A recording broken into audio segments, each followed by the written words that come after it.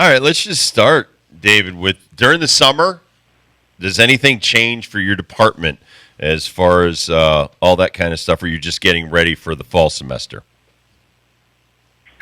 Well, both. I mean, we obviously with the House settlement finally being approved, a lot of work had to be done between the actual approval from Judge Wilkin and to July 1st. Just a lot of administrative work that's never been done before. And obviously we had some idea that this was all moving in this direction, but there were some things that you really couldn't do and put in place until the approval was made. So, a lot of that's been going on, still going on, so that we can be supporting our student athletes in this new era relative to revenue sharing. And then, look, we've got the normal planning for our fall sports, getting ready for that.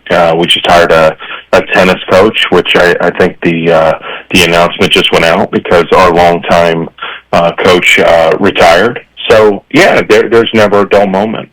The one number I think that's sticking in everyone's head from the settlement is $20.5 million a year that schools are allowed to share revenue directly with student athletes. This is kind of the first time thing, 25, 26. Just sticking with that number, like how did they come about that number, and is that number fair in your eyes for the big schools and the little schools to compete equally? Oh man, that's I know. That's a huge can right there you just opened up.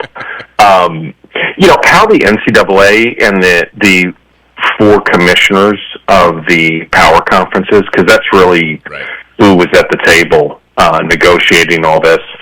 They took a formula that input all of the typical revenue streams that athletic departments have, and came up with some type of average of the Power Four, budgets, and then they applied some type of percentage to that, which ultimately came out with this 20.5 number. Is it the right number?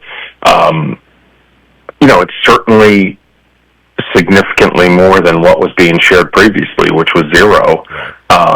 And so 20.5, at Ohio State or Texas is a much lower percentage than it would be at some of the smaller schools that have maybe 125 to $150 million budgets. So, I think time will tell.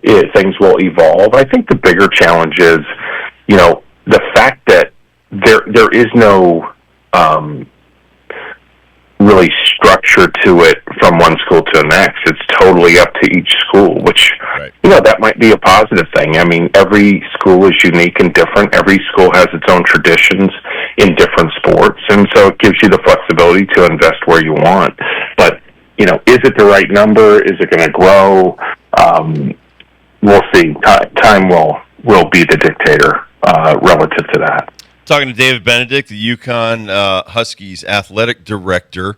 This is probably a very difficult question, but so $2.8 billion is supposed to be distributed between former athletes between 2016 and 2024. My question for you, David, is how do you track them down? How do you even know how much to pay each one? I mean, is there anything in this settlement that gives you any kind of parameters to work under? Well, we don't do that. That's all between the judge and the attorneys that were,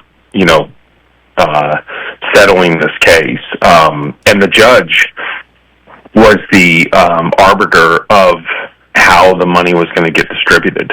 And so you obviously had to, put your name in as part of the class to get paid. And I'm sure you probably still can. But there is a prescription for how the money is being distributed. But the money is being paid to the attorneys and that group that was representing the defendants in the case will be the ones distributing it. So we'll never see that money. Yeah, I've seen like claims resources, like people have put links out there. If you are one of these student athletes, like you could still like state a claim that you're owed some kind of revenue sharing. Is that like how they're tracking them down and trying to find all these student athletes? Like you actually personally have to put in a claim in order to be compensated. Yeah, I mean, listen, we provided all of the names of our athletes to the NCAA, and so, certainly it was required by all the schools to provide all that information, and I'm sure that, like many of us who try to keep track of our athletes, it becomes difficult because young kids, move around and change addresses and phone numbers, about as much as they change schools these days, but, this obviously has gotten a lot of coverage, so I'm sure that as a student athlete, you're aware of this and would have, put your name in the class so that you could be considered for it.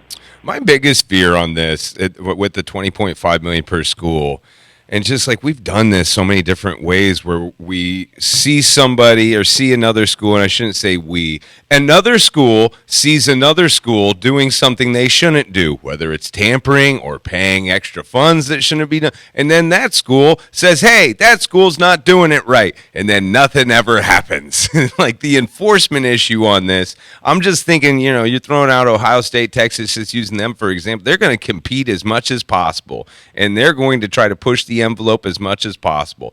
If one of them breaks the rules in this world, who enforces those rules? Well, his name is Brian Seeley, and he was formerly working with the Major League Baseball organization. So he was doing enforcement for MLB, and now he's going to be doing enforcement with respect to revenue sharing, NIL deals, and roster limits. And so this is outside of the NCAA. So he is going to be his own entity, and he was really hired by the 4 power conference commissioners.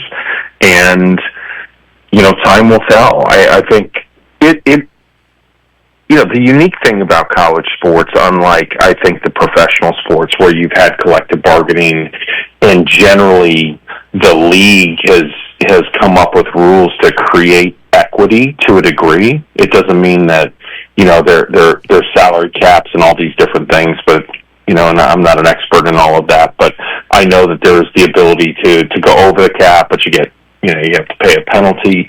Yep. College sports has never really been driven by creating equity. And so even within the league structure, while things may have been distributed a little bit based on equity, you can see that pendulum starting to shift, a la the ACC and what they did with respect to creating a new environment so that Clemson and Florida State feel like that they're getting a fair share of what they are generating from a revenue standpoint for their league. And so to your point, look, are people always going to try to push the envelope with respect to the rules to create the best situation for their own institution and sport programs? I don't see that changing. So, Brian Seeley's got his work cut out for him, and I think until we see some real penalties and enforcement that is swift, that doesn't take years to come up with whatever the penalty structure is, and by that time you have different coaches and all these things that have happened over time, I don't think anything will change, but I'm certainly hopeful that this new situation with the College Sports Commission, that there will be a change, and we will see the bad actors penalized in a way that will reduce people's interest in going down that road. How complex has your life become now that the colleges can directly pay athletes NIL money? Gibbs, I mean, life is complicated in college athletics. It was before this. It's just a new type of puzzle that we got to figure out. Right. And I think the winners are going to be the ones who figure out what is the best way to do it at your university. paying the most is not necessarily going to ensure anything. I think there definitely is a new floor to what you have to spend to be competitive, but it's not just going to be based on who spends the most money. So it's, how do you create a roster? How do you construct a roster differently? Are you recruiting more transfers, less freshmen, or are you building it through development like it's always been done? So I think, I don't know that it's that much more complicated than what it always has been. Building a championship level program is not easy. Does this make it a little bit more complicated? Maybe, but not that much different. The one thing that I keep on thinking about as well is when I see the $20.5 million, I just hear the stories, and we're here in July, and the next sport on my mind is college football, and that's the biggest nut here in the whole equation that we're talking about. That money's not all for football players. Like, that's per school, not per sport. And then when you get into that world, now we're talking about slicing that pie. And that's where I think your job gets really tough, is because Hurley's going to want something and Coach Moore is going to want something else. And you only have that pie to spend. Does that become difficult? Have people been knocking on your door already politicking on, I need this, I need that for money? And I'm sure that that's already happened months and years ago. Yeah, well, Ben, those conversations have happened. We were having those conversations a long time ago in preparing for this. I think the difference, and we're probably not going to see it really play out, is that up until just July 1, revenue sharing didn't exist. And so from July 1 to June 30th of next year, that is when you can spend the $20.5 million. Everything that was spent before July 1 doesn't count towards that, even though a lot of those individuals may have been compensated that are going to play within that period of time. You hear about all these schools that prepaid or front-loaded payments so that they could go over and above the 20.5. So I think the market was probably inflated in a way that is not going to be necessarily typical of what happens next year and the year after. So we're going to go through some evolution here. I'm hoping that some of it settles down to a little bit more realistic numbers, because there was no way to really understand what the market is.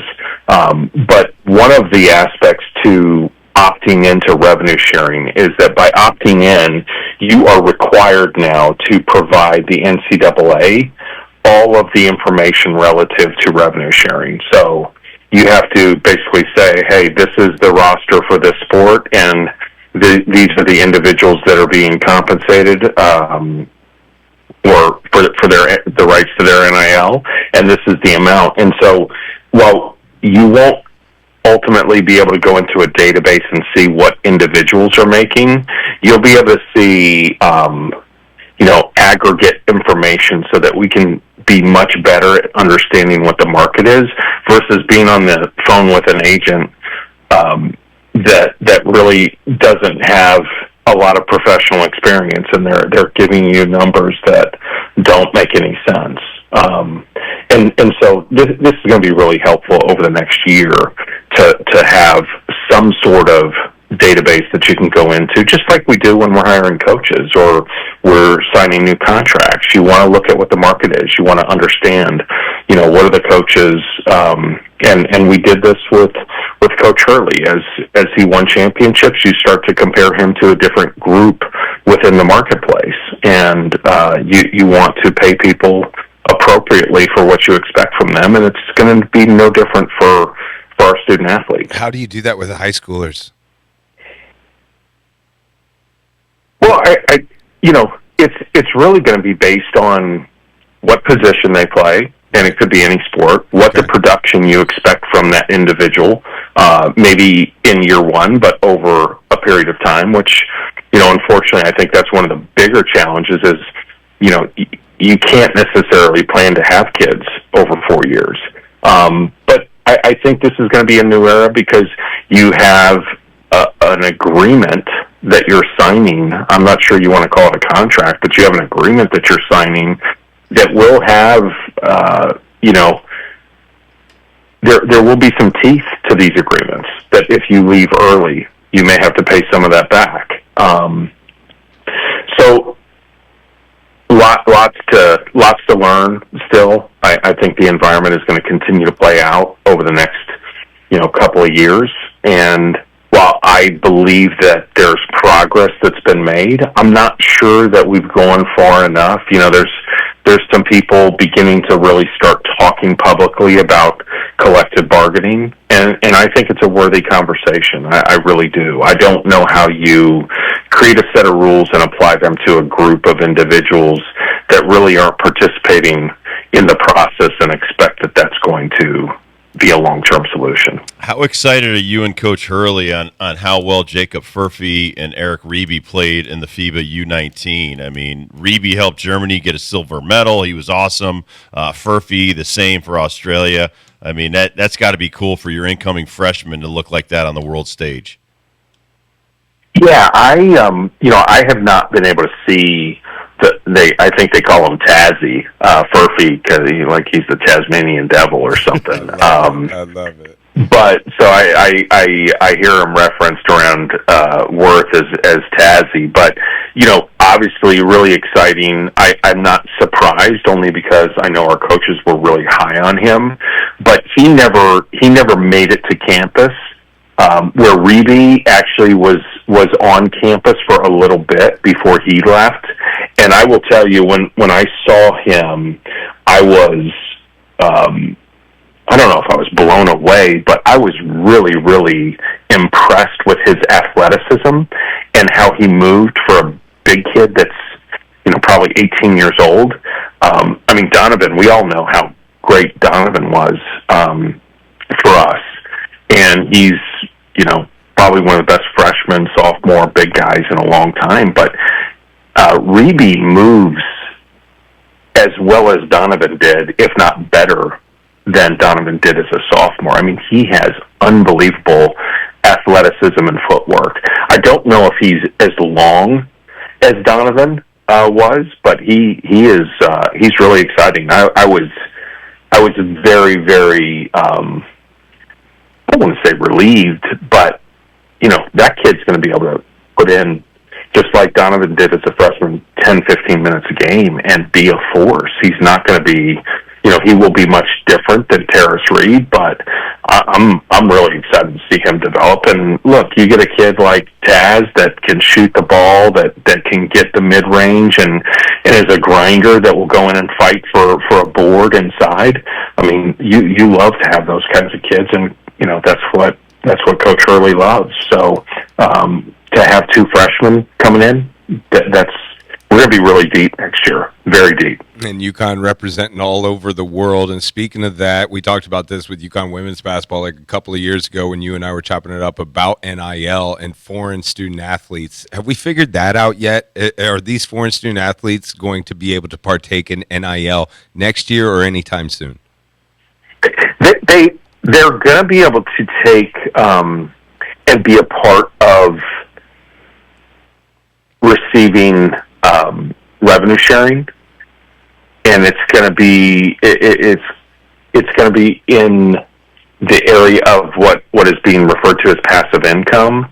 But then, to be honest with you, I think no, it really hasn't been taken care of, and I really don't understand how you can go from being a college athlete and not having the appropriate green card to be able to get paid or compensated or receive rev share, but a week later you can get drafted by a professional team, the G League or the NBA, and all of a sudden you can get a different green card that allows for that. I don't know in today's day with college athletics, especially with revenue sharing being approved by the federal courts, why the student athletes cannot now flat allow for a similar type of green card as professional athletes do. Well, give your other example. I give the one that you gave to me a couple of years ago about students that aren't student athletes, but they're students and they may be working for another company at the university, and they can receive a paycheck that way. But for some reason, if you play a sport, you're on the other side of it.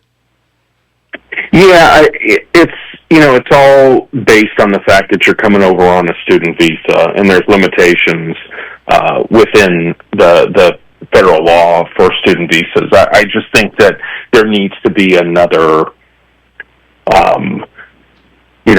there needs to be another designation for these college student athletes because compensation now is a part of college athletics, and therefore, why is it that you can a month later, be gone and have a different designation for your visa. So I'm hopeful. I think certainly there's a lot of people talking about it federally. It's just not a priority, and there's a lot of things going on, obviously, in our federal government these days that this is just not gotten to a place where it's a priority for people. But we've certainly talked to our representatives in DC, and we're going to continue to need their help to get this done. But we have a lot of international kids, and we want them to have and be afforded the same opportunities. So they can participate in the rev share through passive income, but they can't do NIL deals on U.S. soil. They can go do an NIL deal in their own country or out of the United States, but they can't do an NIL deal in the way that our other student athletes can. That's crazy. Wow. David, as always, my friend, thank you so much. Thanks for the extended time today, and we will talk to you next Tuesday. Sounds good, guys. Have a great rest of the week, and we'll see you soon.